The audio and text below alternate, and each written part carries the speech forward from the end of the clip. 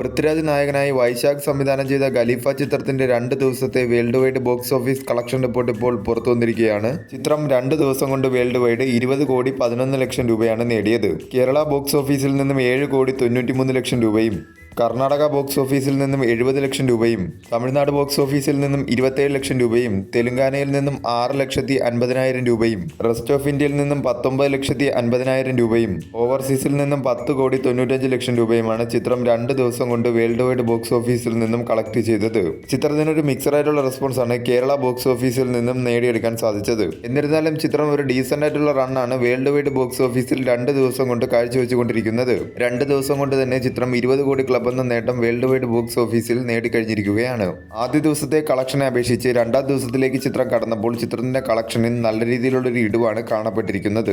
ചിത്രത്തിന്റെ ഭാവി തീരുമാനിക്കുന്നത് തിങ്കളാഴ്ചത്തെ കളക്ഷനെ ആശ്രയിച്ചിരിക്കും. തിങ്കളാഴ്ച ദിവസത്തെ നല്ലൊരു കളക്ഷൻ ആണെങ്കിൽ ചിത്രം മുന്നോട്ട് തന്നെ പോയിക്കൊണ്ടിരിക്കും. അല്ലാത്ത പക്ഷം ചിത്രത്തിന്റെ കളക്ഷനിൽ വരും ദിവസങ്ങളിൽ വലിയ രീതിയിലുള്ളൊരു ഇടിവായിരിക്കും സംഭവിക്കാൻ പോകുന്നത്. ചിത്രത്തിന്റെ ബഡ്ജറ്റ് സ്കെയിൽ അനുസരിച്ച് ചിത്രത്തിന് വലിയ രീതിയിലുള്ളൊരു കളക്ഷൻ ലഭിച്ചാൽ മാത്രമേ വിജയിക്കാനായി സാധിക്കുകയുള്ളൂ. 2026 എന്ന വർഷം പൃഥ്വിരാജിനെ സംബന്ധിച്ചിടത്തോളം ഒരുപാട് നിരാശകൾ ഏറ്റുവാങ്ങേണ്ടി വന്നിരിക്കുന്ന വർഷമാണ്.